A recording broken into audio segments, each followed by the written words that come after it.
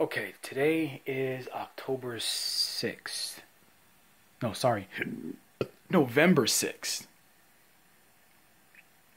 I've been diagnosed with multiple sclerosis 7 years ago. November 15th, 2012. And, I changed my life, cognitive issues. But I changed my life dramatically after my diagnosis. Let's fast forward to today. 2019, I relapsed twice. July 1st. And then October, well, really I was admitted to the ER October 29th, but that weekend was just bad for me. So 28, 27, 26, it was like the 26th, 25th, 26th, 27th, it just started increasing. 28th, went to work. 29th, I was in the ER, October 29th. And let me tell you something. Scary thing when you can't feel your limbs, or your limbs are getting tight. Actually, I could still feel them, but was getting really tight. Mainly on my left, though, at the time. Then it progressed over to the right a little. And progressed more to my abdominal area, my tailbone, up to my back, and all across here. It's tight, like even right now, in my left arm. Somewhat of my right, but I still have not the finest motor skills, but I still have some fine motor skills. Like I can write, but not write as well as I would like to. I have to really, really focus. And some cognitive issues and thought. So on my left hand, though, you can probably see it's really tight, and I can't do the thing I was just doing with my right hand, right? Moving my digits a certain way, and but I move it. So anyhow, going back to when I was first diagnosed 7 years ago, around this same time, November, I was experiencing a lot of different symptoms. And one was that I was diagnosed with, what is it called? Sixth nerve palsy. Lazy. I had, before my diagnosis, all the symptoms I was experiencing, my feet would get really tight, pins and needles tight, like real tight, and I had to stretch them out before I can get up and walk. And then for about 2 or 3 minutes every day after dropping off my daughter to school, I would feel short of breath and be limping. And that would last about 2 minutes. I was keeping moving though. I was trying to, not let people know what was going on with me in the parking lot. So I was trying to play cool, I don't like to look weak. And from all those different symptoms, my primary physician, he had what he thought was it could be a possibility of MS. And so did the MRI, referrals to neurologists, concluded there's lesions, need to do a spinal tap, did the spinal tap. Everything came back conclusive. Like, you're diagnosed with multiple sclerosis. And that day, November 15, 2012, which was a Thursday, I really didn't know what to do. Now, I live in Santa Monica. No, excuse me. My doctors are in Santa Monica. And the drive back home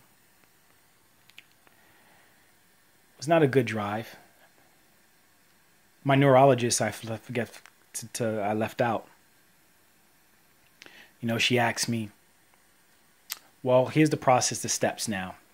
We're gonna administer you a steroid, and then you need to figure out what medication you want to take.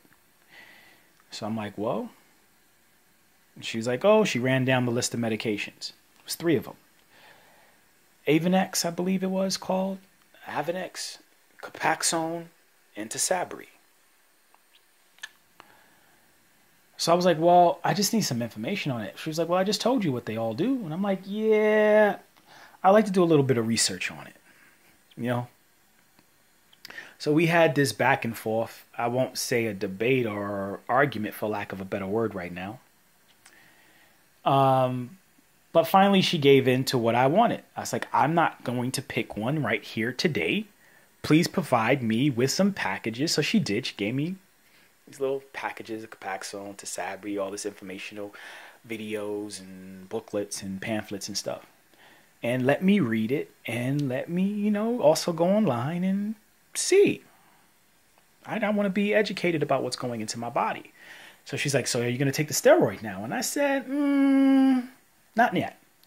Let me do my research. Let me do my studying. Let me see what I want to do.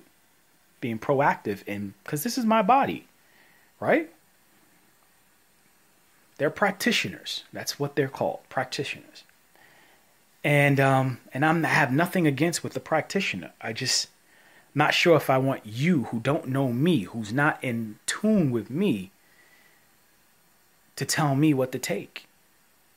So let me see what resonates with me. I didn't quite understand it then, but I did understand it spiritually, not mentally. You get what I'm saying? You can see how my hands are. I could do big movements, big, but like a little movement, I can't. But I will, mark my words. So I sat down, a little bit of depression, didn't know by the time I got home, dealt with it. And with me and depression, like if I get depressed about something, it's about 10, 15 minutes. I take a shower, something that I can't figure out, I figure it out, problem solved, I move on to the next. I really don't let it sit on me like that. But this sat on me for a whole day. And I woke up the next day, had a camera in my hand, and I was like, you know what? I don't know what I'm going to do. And as I sat there talking to myself, like, you know, nobody in the house, just me, saying I don't know what to do. I'm just rehashing that thought back then. You know, what happened? A light bulb came off. Wait a second, Joe. You have all the tools. Let's do this yourself. Because prior in that year and a half, you know, my wife and I were going to vegan cooking classes. I've been thinking about becoming straight vegan. I already stopped eating chicken.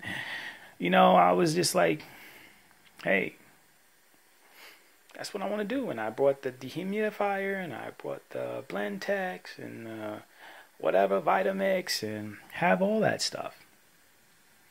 And been experimenting, you know, off and on with raw food cooking. And so I said, that's what I'm going to do. So that's what I went to do. I fasted I didn't eat anything that Friday, actually. Saturday, Sunday, I didn't eat anything either. It was just all water. That Monday, I decided, hey, following Dr. Sebi's list of foods to eat. And I told myself, when I break this fast, I'm only going to eat one ingredient in my body so that my body can easily still break down anything that's going in here and eliminate it. Toxins, waste, whatever. Be more efficient, right? More efficient. You're going to see me using my left hand a lot. I can't really hold it for that long with my left hand, the phone. So, and that's what I did. I ate green beans for, 2 months? Steaming it. You know, my brother told me about the science of cooking with salt and not putting salt directly on your food and then eating it. So what I did was I steamed my green beans and I added just a pinch of salt in the water, let it evaporate. Had my steamed string beans and I was eating it. My willpower was strong. Now, so my willpower was strong. Sorry, this is my walker. It's a mess here, so I know you guys can see it, but this is my walker I have in front of me right now. So my willpower was strong, and I did that for a while. Like I said, 2 months, about 2 months, if not 2.5 months. And then I added, once again, speaking to my brother, he was like, we're talking about vitamin D and good sources of it. If you're not going to be outside in the sun, mushrooms. So I was like, that's what I'm going to add to my diet. And I started looking up vitamin D with multiple sclerosis and things like that. I was like, you know what? Yeah, I need that. So I added that to my diet. So needless to say, I went strong 6 months strong, eating that every day. I had no problem with it. I shrunk my stomach, and I was good. Went back to my neurologist. She was like, wow, it's amazing. She became a believer and said, I wish more of my patients, would take the approach of health like you have. So that was inspiring too, to keep continuing. Now, I did have to fight here and there because my household, I'm doing one thing, but not everyone in my household was doing the same thing that I was doing. And that's not complaining or putting into, they just wasn't ready. It wasn't their time.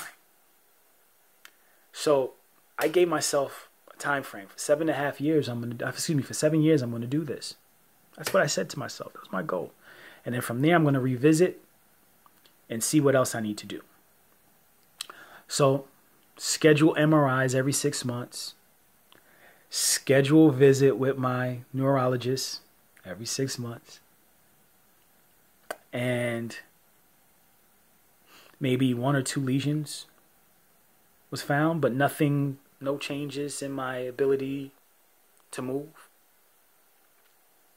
For 4.5 years, 4.5 years, no relapses.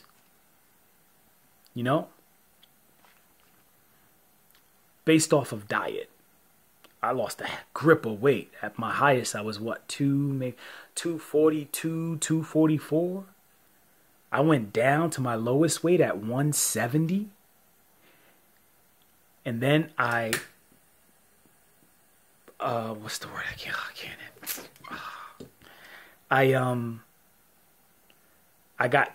I plateaued at 180, right?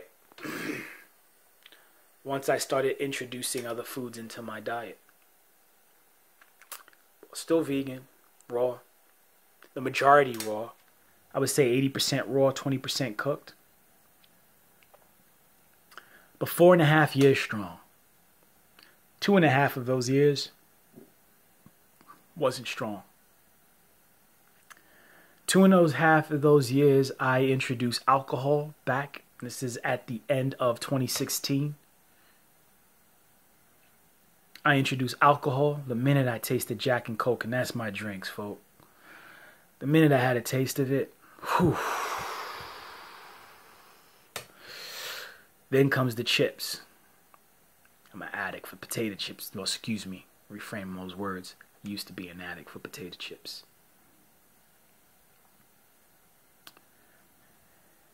And French fries, and a lot of processed foods. And I won't even lie. Got weak, would eat meat here and there. I would eat meat one day, and for 72 hours I wouldn't eat meat again. Or I wouldn't eat it at all for a long time if I ate it one time. And 2.5 of those years wasn't a strict diet. Now, when I do my MRIs, the very first time I had my MRI, they do it with contrast to see the lesions, if they're active or not. And, the first time I was administered gadolinium, which I didn't know it was gadolinium at the time, they administered gadolinium into my bloodstream. And they immediately, first they do the imaging without contrast, then they do it with contrast. So they inject you intravenously with gadolinium. They put me back into the MRI. I go into the MRI. I immediately start having a reaction. Now, the guy, the radiologist, or whatever you want to call him, the tech, MRI technician,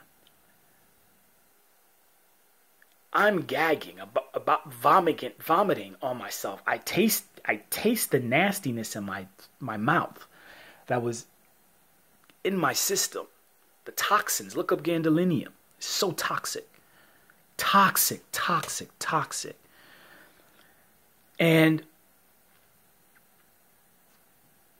I'm gagging. I squeeze the button. He asks me, is everything okay? I'm trying to talk. Get me out. I gotta vomit. I have this contraption over my head where I can see down to my feet because I'm laying down and I can't move. And I can see inside of the booth, and this man is still sitting down there, and I'm telling him, okay. And he moves so slowly to come out. I hear the door opening, and I'm trying my best not to vomit, because if I vomit, I'm lying down. I will choke, and I will die. He opens up. I come out of the MRI scanner. And it's coming out so slow, and I remember it to this day. And I got this contraption over my head, and I'm like trying to get it off. He's telling me not to move. I got it to what? Is what I say, right? I tried to. At least I think it came out. So then he starts to move fast, because they don't want you moving from the same spot when they're doing the MRI, because it messes up the imaging. And then they got to start all over again. So they're not concerned about me being in my health. Instead, they're worrying about getting the right imaging.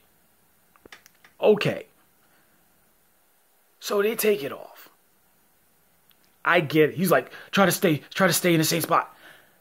Fuck you. I got up, started spitting on the floor. Then he wants to grab a fucking garbage pail. And I'm not trying to, put much on him. But the fact is that the reason why I tell that story is because I had to do that for 7 years. Gadolinium every 6 months. And I refused to let them put me back inside the scanner until I went through my motions, which took about a minute and a half for me to get over it. Because the minute they put it in my bloodstream, tasted it, reaction. It's a rare reaction that people get. Some people get. It's less than 10%. I think it's very minimal. I can't remember. So what I did was I wouldn't let them put me back in, and I'll go through the motions, and then I lay back down. That was it. Spit up, back down. They did the imaging, was done. They tried giving me steroid. They tried giving me all sorts of stuff. It still didn't help. It was the same thing, same reaction. So I decided I'm not taking anything else. This is what we're going to do, and this is how it's going to be done. Period. It's my body. So for 1 year, I was like, you know what? I'm tired of doing MRIs with gadolinium. So last year, 2018, I did not do an MRI. So I was like, I don't want to. It drains me, man. And although I get popped back up on my feet within an hour or two, so draining. But then I scheduled, I was like, I really need an MRI because I knew my diet and I knew what I was doing wasn't the best for my body. So January 2019, I believe it's January 4th, I had my MRI. I believe that's the date, January 4th. No, I'm thinking January 2nd, but I believe it's the 4th, maybe the 6th, something like that.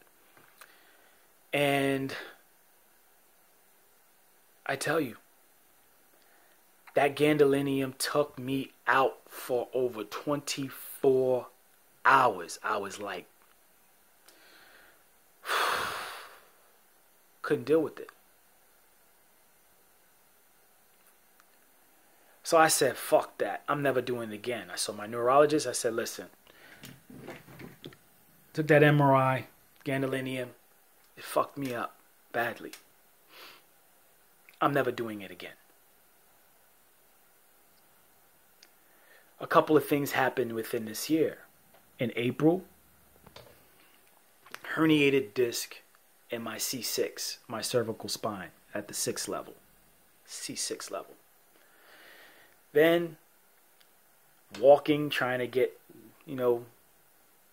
be more fit, exercising more, changing my lifestyle again and diet.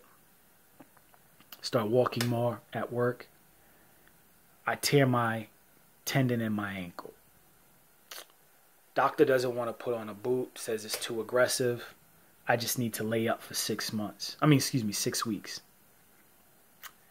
I'm like, I need to go to work. So what do? I get an ankle brace, get some inserts, Dr. Scholl's inserts.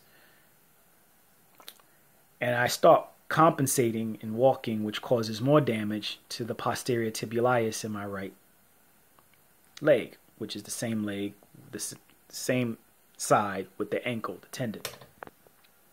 Because he said it was a slight tear. Now, the reason being that he didn't want to do anything so aggressive is because they couldn't take any imaging of my foot. And I'll tell you why. I've got to go back many years. Hold on a second.